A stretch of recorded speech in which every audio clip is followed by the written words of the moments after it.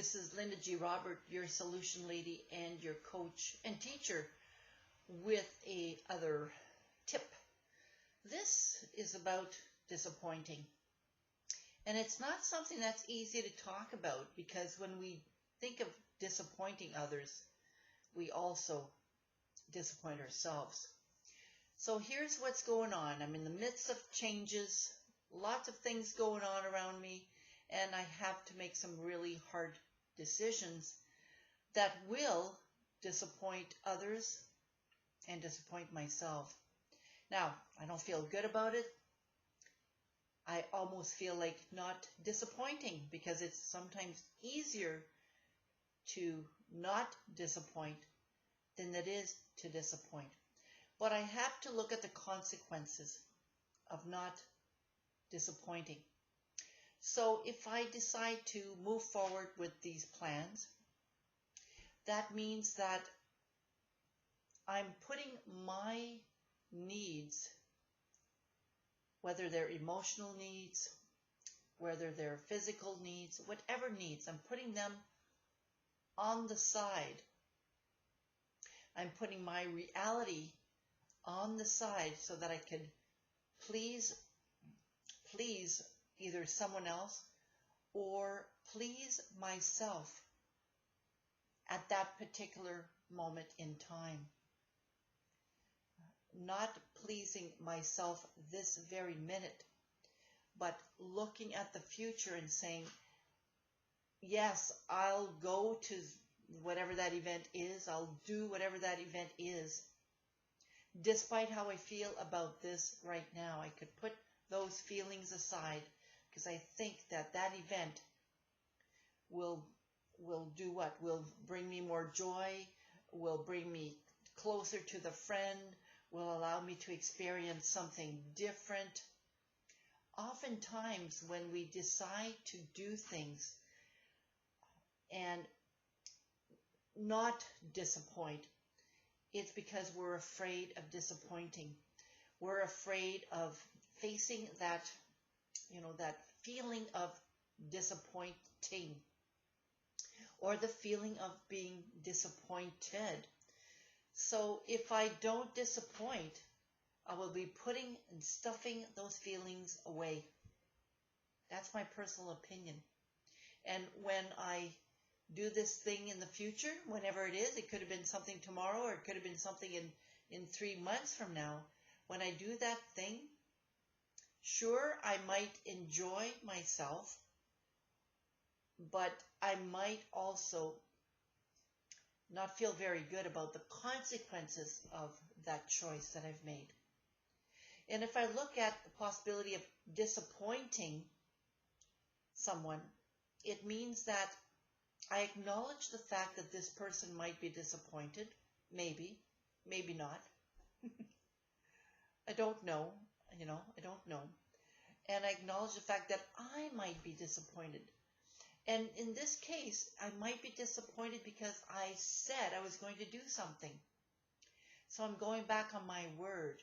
So I feel disappointed in myself because I think I'm not able to hold on to my word. Now, things change, right? Things change from day to day. And oftentimes, we have to make those kind of difficult decisions. And as a result of those decisions, they could possibly disappoint others. Now, I know Cheryl Richardson, she's one of my favorite coaches. She does talk about the art of disappointing in her book. I think it's called The Art of the Extreme Makeover, or something like that. And disappointing yourself or disappointing others is not something that's easy to do. I don't willfully disappoint others. What I'm doing is really being aware of my particular needs, and the fact that doing this or following through with this would be challenging. So that's not self-care. Sometimes we have to disappoint others to care for ourselves, to provide self-care to ourselves. So I want you to be thinking about that. Are you avoiding making a decision because you will be disappointing someone, disappointing a boss, disappointing your husband, disappointing your kids?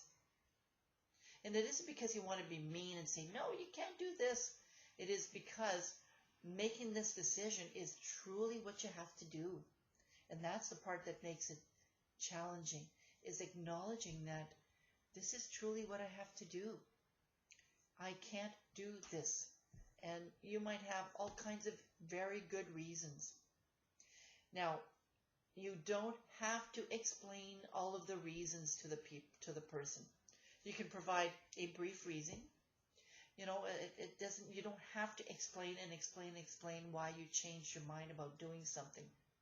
You simply have to make the decision and share it, communicate that decision, which might disappoint others.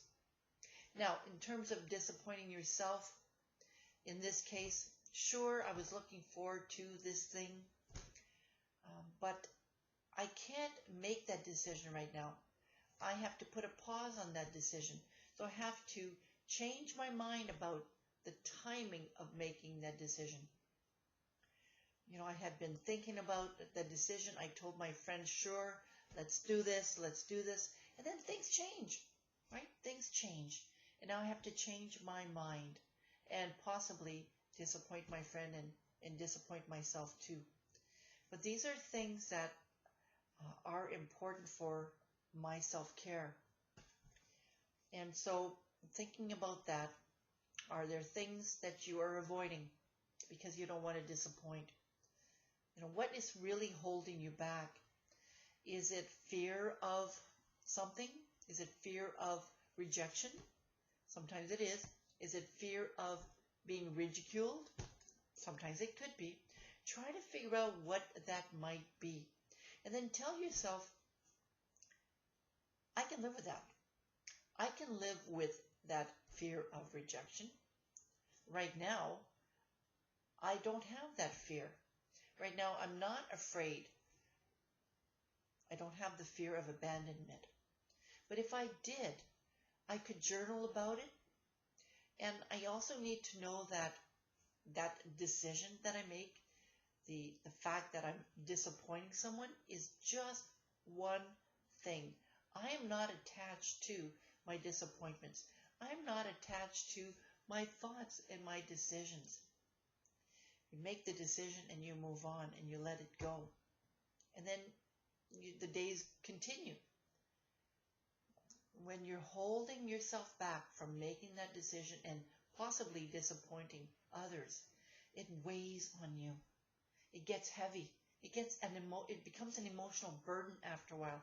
And that's the part that is extremely challenging. So the quicker you make the decision and possibly face the disappointment, the more you'll feel relieved, the easier it'll be for you. Accepting the fact that this needs to happen. This is a decision that I had to make. It's okay. It's just a decision. That's it, right? We don't want to be hanging on to that emotional stress of whether we make the decision or not make it. It's simply a decision. Keeping it simple. Keeping it simple. So that is what my tip is today. You want to keep things simple. You want to make the decision and possibly disappoint others, because that's the best decision you can make for yourself. Thanks. This is Linda G. Robert, your solution lady, your coach and your teacher. Hoping that you have a wonderful day. Now, for more information on my services, please go to my website at www.lindagrobert.com. You can also subscribe to my YouTube channel and send me an email at linda@lindagrobert.com. Bye-bye. Have a great day.